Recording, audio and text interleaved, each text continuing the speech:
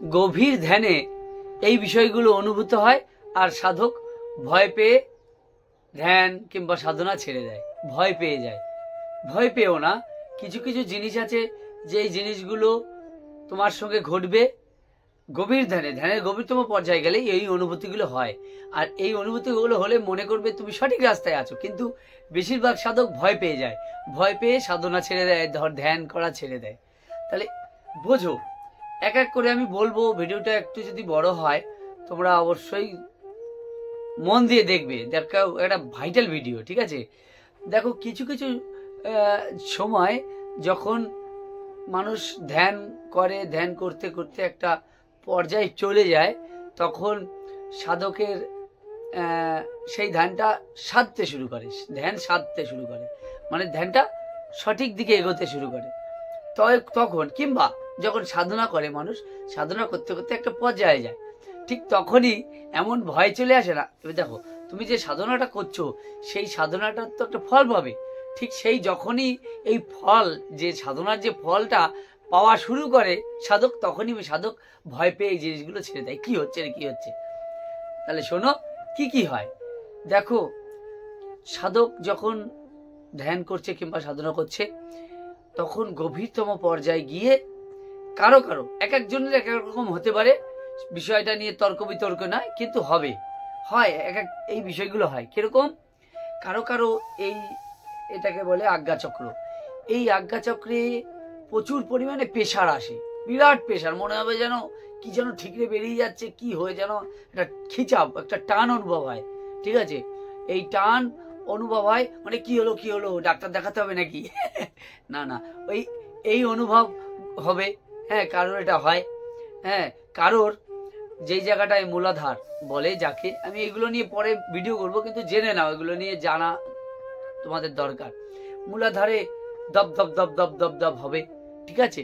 এরকম হবে দপ দপ দপ দপ, অনেক কি হচ্ছে কি হচ্ছে, হঠাৎ করে ওখানে কেঁপে উঠলো কেন? শরীরের বিভিন্ন অংশে কেঁপে উঠবে তোমার, ঠিক আছে? কেঁপে আসবে, তোমার ঝট করে ঝটকা খাবে, বুঝেছো? হট করে তোমার শরীর ঝটকা খেয়ে যাবে, ঠিক আছে? মনে করবে যে, এবার ধরো অনেকের মানে ধ্যান ট্যান করে না তথাপিও ঝটকা খায়, সেটা আলাদা। আর ধ্যান কিংবা সাধনা করলে তার একটা ঝটকা খাওয়া যায়, সেই ঝটকাটা আলাদা, ঠিক আছে? আর এটা তো বললাম। আর হয় জানো তো কি হয়? সুন্দর, তুমি যখন ধ্যান সাধনায় গভীর পর্যায়ে পৌঁছে যাবে, দেখবে কোথাও কোনো ধূপকাঠি কোনো কিছুই জ্বালানো নেই, কিন্তু কি সুন্দর একটা সুবাস গন্ধ, সুন্দর গন্ধ তোমার নাকে আসছে, কিন্তু কোথাও কোনো গন্ধ নেই, কিছু নেই, অন্য কেউ শুকতে পারবে না। তোমার নাকে যেন ধ্যানের এক যে পর্যায়ে বসে সুন্দর গন্ধ, কি গন্ধ সে তুমি বলে বোঝাতে পারবে না, এত মায়াবী গন্ধ, এত ভালো লাগা গন্ধ, ঠিক আছে? এটা হতে পারে। আর কি হয় জানো তো, অনেক সময় মানে কেউ কেউ কেউ মানে শুনতে পায় কিছু কিছু শব্দ, কেউ ঘন্টার ধ্বনি শুনতে পায়। এবার দেখো, সবার ক্ষেত্রে সমান হবে না, কিন্তু যার যার ক্ষেত্রে আলাদা আলাদা হবে। কেউ কেউ ঘন্টার ধ্বনি শুনতে পায়, কেউ পায় যে ওমকার, হ্যাঁ, শব্দ কেউ শুনতে পায়। আর কেউ দেখা যাচ্ছে অন্য কোনো মানে ভয়াবহ কিছু একটা শুনতে পায়। এক একজনের এক এক রকম। নাহলে কেউ বাঁশির আওয়াজ, মিষ্টি আওয়াজ, সে আওয়াজ তোমাকে যেন খিচে টেনে নিয়ে যাচ্ছে, সেই মানে এমন একটা মায়াবী সাউন্ড, ঠিক আছে, শুনতে পায়। এটা কিন্তু সত্যিই বাজে না, কিন্তু বাজে ভিতরে, দেহের ভিতরে বাজে। এগুলো কিন্তু অনুভব হয়, তখনই না মানুষ ভয় পেয়ে যায়, জানো তো? আরো একটা জিনিস হয়, অনেক সময় ধ্যানে বসে যেন কে যেন পিছন ঘুরে, চোখ বন্ধ হয়ে গেছে, অনেক সময় অনেককে দেখতে পায় কে যেন পিছন ঘুরে বসে আছে। এর বাবা, কে বসে আছে রে পিছন ঘুরে? অনেক সাধু মহন্তরা, যখন তুমি সঠিক পর্যায়ে পৌঁছাও, যখন তুমি ধ্যানের গভীরতম পর্যায়ে পৌঁছাও, তখন সাধকেরা মানে সূক্ষ্ম পর্যায়ে তোমার যে তরঙ্গ, সেই তরঙ্গের সঙ্গে সূক্ষ্ম আত্মাদের তরঙ্গ এক হয়ে যায়। সেই সময় সেই সব দর্শন হয়ে থাকে। অনেক সাধক, অনেক মহাত্মা, কেউ কেউ তার ইষ্ট দেবতাকেও দর্শন করে থাকে ধ্যানে, ঠিক আছে?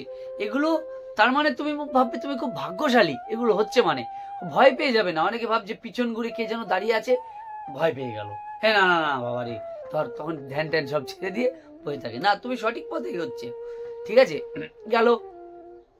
আর কি কি হয়, মানুষের একটা মনে মানে মনে হচ্ছে যেন পাশে কে যেন আছে, জানো তো, এইরকম অনেকের হয়।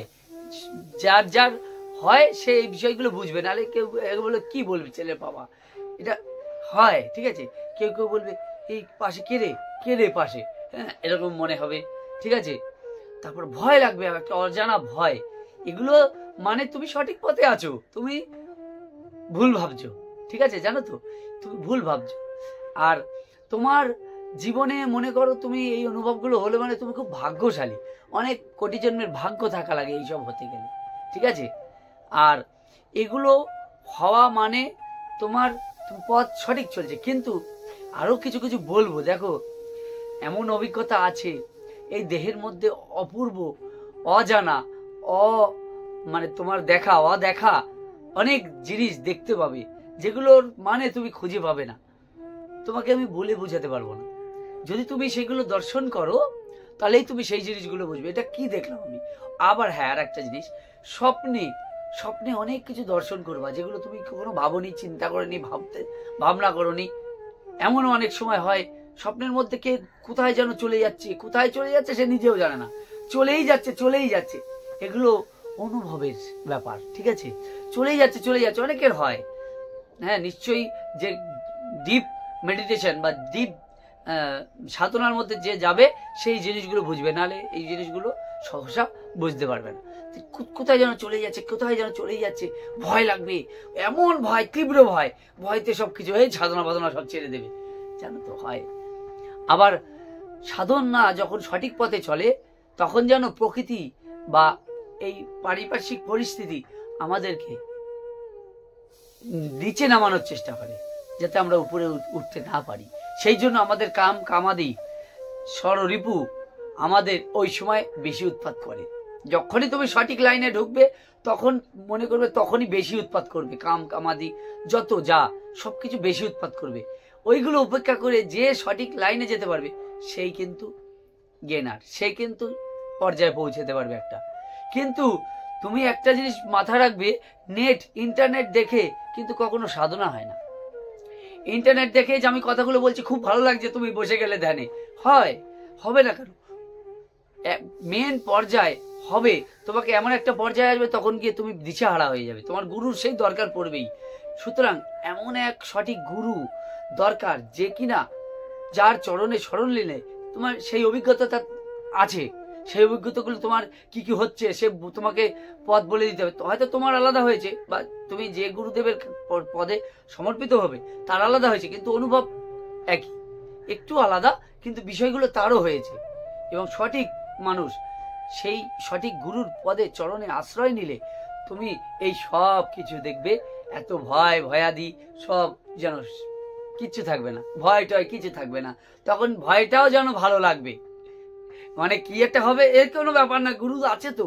এবার তুমি নেটে সাধনা করছো, ইন্টারনেটে অনেকে কোর্স নেয়, ওই অমুক কুণ্ডলিনী জাগরণ অমুক তমুক সেশন নেয়, আর তোমাকে এসে তোমার যখন ভয়টা লাগবে সেই গুরুদেব কি তোমার কাছে এসে তোমাকে ঠিক করবে?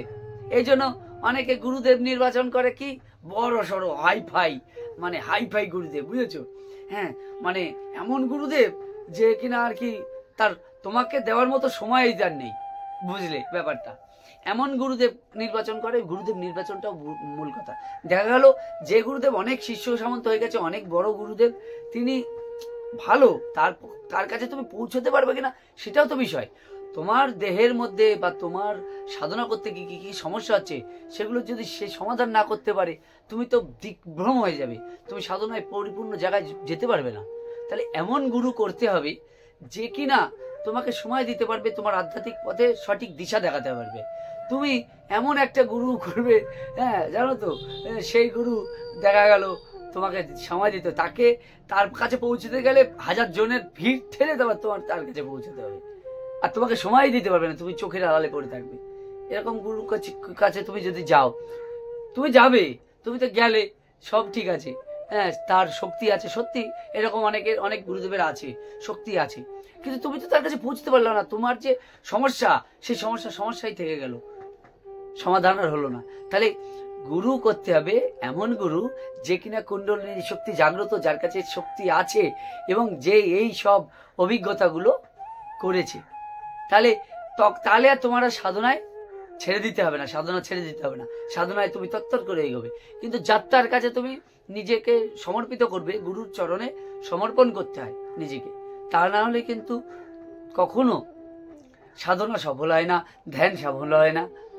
একটা লোক রাখতে হয় রে বাবা, হ্যাঁ, একটা লোক রাখতে হয়, সাধনার মানুষ রাখতে হয়, যাকে কিন্তু কিনা তুমি তার কাছে তুমি শেয়ার করতে পারবে, তুমি তাকে বলতে পারবে, তোমাকে সঠিক পথ দেখাবে সাধনার। হ্যাঁ, আর কি সাধনার কথা বলছি, আমি তো সাধনা করতেই চাই না, তুমি করবে না সেটা তোমার ব্যাপার। কিন্তু না, এগুলো এই জন্ম পেয়েছো, এই মানব জন্ম পেয়েছো, এই মানব জন্মটা সফল করতে হবে। এই যে ধ্যান করলে, যে সাধনা করলে তুমি যে তোমার 4 হাত পা হয়ে যাবে, তুমি লোকে জানবে কি করে তুমি কি করছো? তুমি সাধনা করছো না কি করছো লোকে তুমি তো সবার সঙ্গে মিলেমিশে থাকবে, সবার সঙ্গে তুমি মিলেমিশে থাকবে। জানো তো, মানে যখন এই পর্যায়ে পৌঁছায় মানুষ, তখন না মানুষ নিজেকে টাইম দিতে তখন শেখে। যখন একটা সাধনার পর্যায়ে মানুষ পৌঁছায়, তখন নিজেকেই যেন সময় দিতে চায়, মানে নিজের দেহের ভিতরে চলে যায়, তখন বাইরের ভালো লাগে না। কিন্তু সে কিন্তু সবকিছু করতে পারে, মানে তার যে কাজ কর্ম সব, কিন্তু তার মধ্যে থেকেও তার জন্য কখন বসবো একটা ভাব চলে আসে। ওটা যে করে সে জানে। তাহলে এই কিন্তু তার 4 হাত পা গজায় না, ঠিক আছে? যে সাধক মানুষ, সেও তোমার মতো মানুষ, আমার মতো মানুষ, সবার সঙ্গে মিলেমিশে রয়েছে, চলাফেরা করছে, তুমি বুঝতেই পারবা না সেরকম ভাবে চলাফেরা করছে, বুঝেছো? তো এমন মানুষের চরণে আশ্রয় নিলে এই সব যে ভয়টয় আছে সব কোথায় চলে যাবে তুমি নিজেও জানো না, ঠিক আছে? তাহলে এই যে অনুভূতিগুলো, এই অনুভূতিগুলো তুমিও যদি করতে চাও, তুমি সৎ গুরুর আশ্রয় নাও। দেখো, কিছু কিছু গুরু আছে তুমি বুঝতেই পারবে না যে সে এতটা উচ্চ লেভেলে চলে গেছে। তোমাকে বুঝতে দেবে কি করে? তুমি বুঝতেই পারবা না, তোমাকে বুঝতে দেবে না, ঠিক আছে? সে লুকিয়ে থাকবে, ঠিক আছে, নিজেকে লুকিয়ে রাখবে। এটা হচ্ছে যে সঠিক, সে যদি ছড়িয়ে গেলে সেই নিজের মধ্যে ঢুকতে পারবে না, ছড়িয়েই যদি দেয়। হ্যাঁ, একটা পর্যায়ে আসলে তখন ছড়াতে হয়, ঠিক তখন মানুষ ছড়ায়। এই যে দেখো কত গুরুদেব আছে, বড় বড় গুরুদেব, ঠিক আছে, কিন্তু কিছু কিছু গুরুদেব আছে অত বেশি শিষ্য সামন্ত করেন না, গোটা কয়েক করে, ব্যাস ওরাই জগৎ কাঁপায়, বুঝেছো? এইরকম সবাই কিন্তু তাহলে ওই রকম গুরু খুঁজতে হবে যে কিনা সবাইকে না, কিছু কিছু গোনা করে, বুঝেছো? এরকম গুরু খুঁজে তার চরণে সমর্পিত করলে এইসব ভয় ডর কোথায় চলে যাবে। তখন তোমাকে তোমার দেহের ভিতরে তোমার ভয় লাগছে, ভিতরে একটা হচ্ছে কোন একটা পর্যায়ে, আমি খুলে বলছি না, একটা জায়গায় তোমার কিছু একটা হচ্ছে, একদম মনে হচ্ছে জানো, মানে তীব্র ফেটে বেরিয়ে যাবে, ঠিক আছে, মানে এমন হচ্ছে ভিতরে। এবার এ তো তুমি ডাক্তারের কাছে গিয়ে বলো, ওষুধ দিয়ে সারাতে পারবে না, এ তো তোমাকে গুরুর কাছে যেতেই হবে, আধ্যাত্মিক বিষয়। হ্যাঁ, এ তো তোমার ডাক্তারে ঠিক করতে পারবে, ধ্যানের গভীরতম পর্যায়ে, ঠিক আছে? তাই এইটা তো ডাক্তার ঠিক করতে পারবে না, এটা তোমার গুরুর কাছে যেতে হবে যে কিনা সঠিক জানে। তাহলে তুমি এমন গুরুর কাছে দীক্ষা নিয়ে ফেলেছো, সে তার কাছে বড় তুমি চিন্তা করে যে বড়, এবার তার কাছে তুমি যেতে পারবে, যেতে গেলে তোমার 10,000 লোক ঠককে আবার তার কাছে যেতে হবে। তাহলে তোমার তো সমস্যার সমাধান হলো না, তোমার জীবনও সফল হলো না। তাহলে কিছু কিছু অনুভব যদি করতে হয়, তাহলে সঠিক গুরু নিতে হয়, এমন গুরু যার কিনা অত ঘ্যাম নেই, অতটা এইসব অহংকার নেই। এইসব গুরু খুঁজে বেড়াতে হয়, পাবে না, খুব কম পাবে, খুব কম। তারা নিজেকে জাহির করে না, জানো তো, তারা নিজেকে জাহির করে না, অমুক জানে তমুক জানে, এই বলবে না কখনো যে আমি অমুক জানি তমুক জানি, বুঝেছো? তুমি বুঝতেই পারবে না তাকে, তুমি তাকে চিনতেই পারবে না। তাহলে গুরু চেনাটাও বিশাল ফ্যাক্টর এইসব ধ্যান সাধনার মধ্যে যেতে গেলে, ঠিক আছে? তাহলে গুরু সবার আগে দরকার, তাহলে তুমি সাধনার অর্ধেক পথে গিয়ে তোমাকে আবার নিচে নেমে যেতে হবে।